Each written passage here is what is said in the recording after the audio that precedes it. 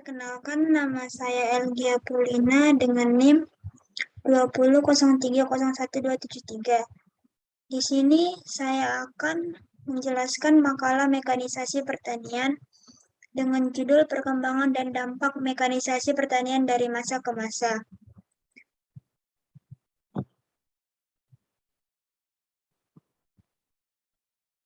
Dimulai dari pendahuluan, yaitu latar belakang. Mekanisasi pertanian memiliki posisi strategis dengan makna yang kompleks. Secara umum, makna tersebut merupakan manfaat mekanisasi pertanian itu sendiri. Pertama, peningkatan produktivitas yang dapat dicapai dengan memberikan input yang dapat menghasilkan produksi yang lebih tinggi. Kedua, efisiensi proses yang berarti bahwa penggunaan mekanisasi dapat meningkatkan efektivitas proses yang berdampak pada penurunan biaya per unit.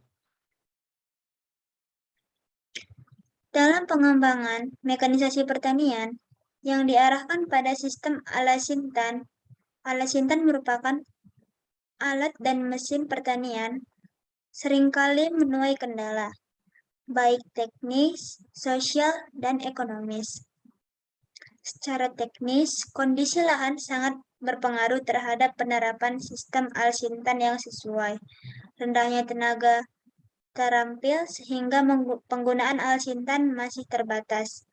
Fasilitas perbengkelan dan suku cadang yang masih terbatas. Skema pembiayaan pengembangan al-sintan masih rendah karena tingkat kesulitan dalam akses harga yang relatif mahal yang berakibat pada skala usaha tertentu tidak layak. Kurangnya pengembangan kelembagaan dan sarana penunjang lainnya, dikutip dari Handaka 2002. Al-Sintan mempunyai peran dan potensi sangat strategis karena kontribusinya dalam meningkatkan produktivitas dan efisiensi sumber daya. Di samping peningkatan kualitas melalui proses dan diversifikasi produk yang menghasilkan nilai tambah tinggi dalam mendukung program pengembangan agribisnis. Jika diterapkan dengan benar dan tepat, akan memberikan kontribusi positif untuk pengembangan sistem dan usaha agribisnis yang berdaya saing, berkerakyatan, berkelanjutan, dan terdesentralisasi.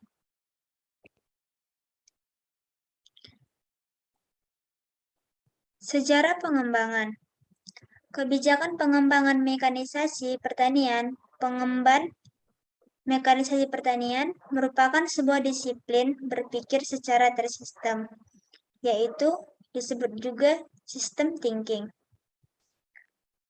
Pengembangan mekanisasi pertanian merupakan suatu sistem sosioteknis yang dipengaruhi banyak faktor, baik itu dari segi internal, sosioteknis maupun eksternal.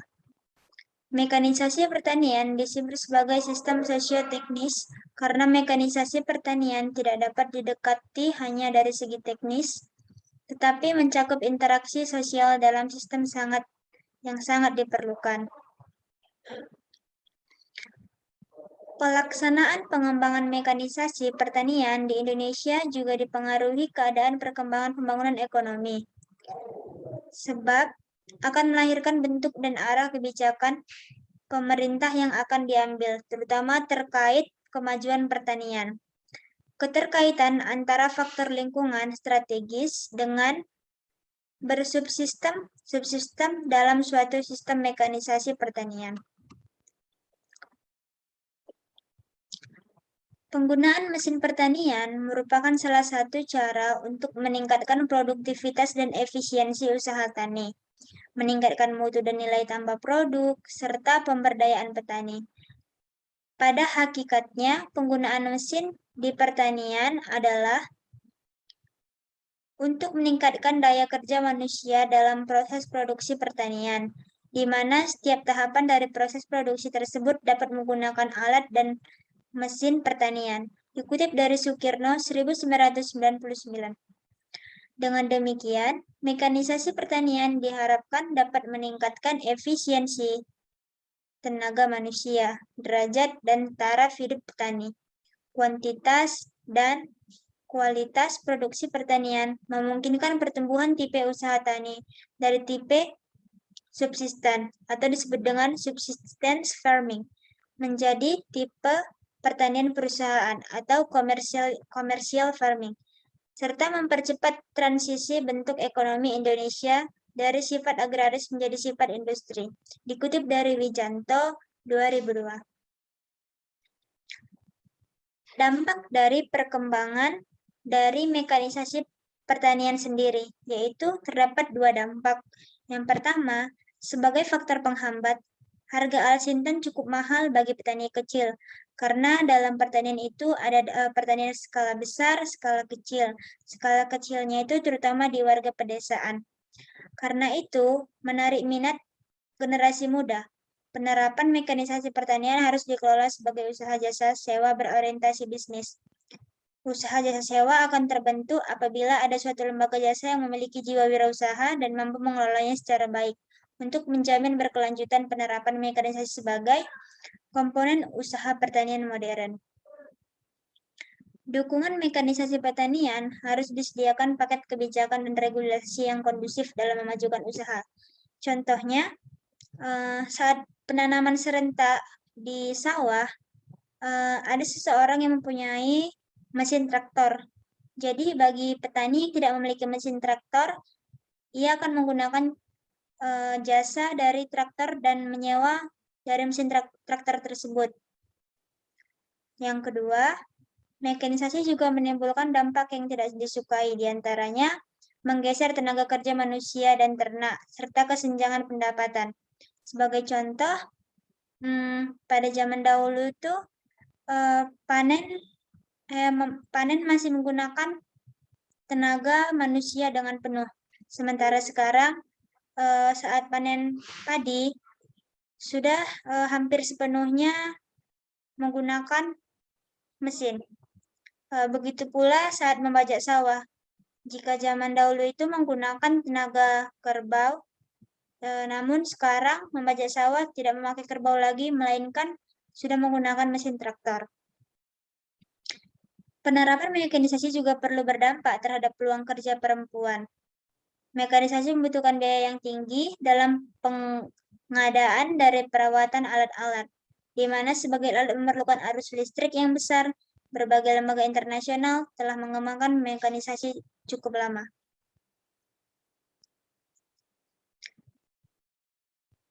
Analisis perkembangan dan dampak mekanisasi dari masa ke masa.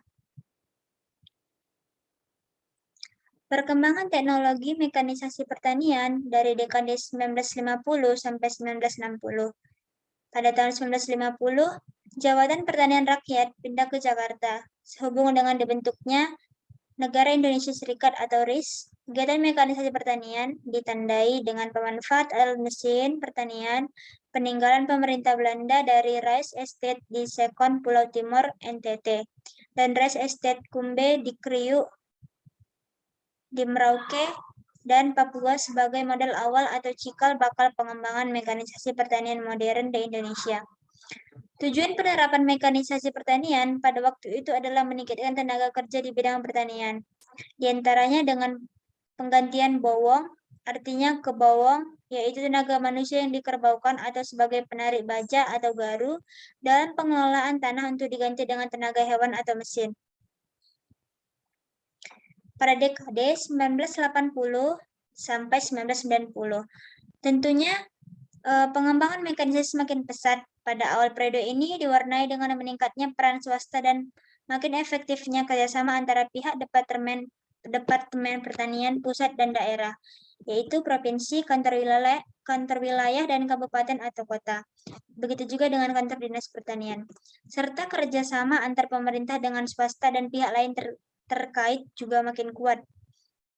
Pada tahun 1981 sampai 1982 dikembangkan mesin perontok padi atau disebut dengan power thresher tipe IRRI yang telah dimodifikasi.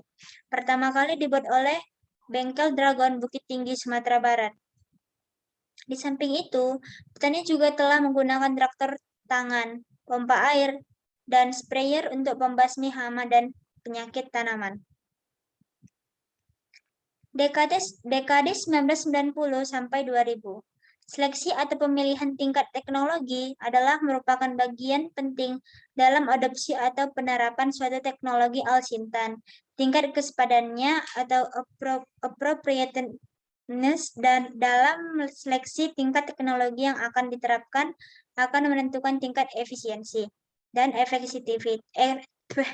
efektivitas dan keberlanjutan yang mengarah pada gagalnya tujuan penerapan teknologi Alsintan tersebut.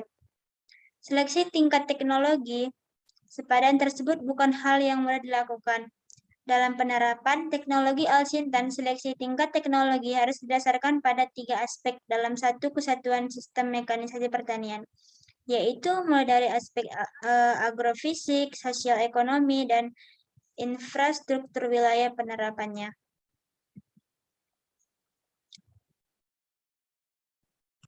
Begitu juga